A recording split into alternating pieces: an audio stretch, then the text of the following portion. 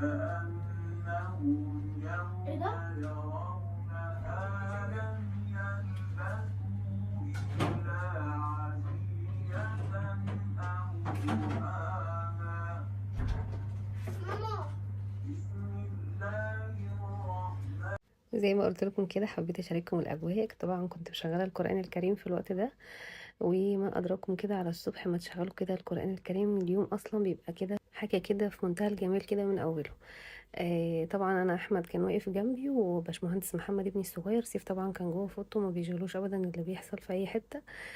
فكانوا طبعا مستعجلين على الاطباق، وانا طبعا كنت موقفاهم جنبي زلاهم لحد ما اصور.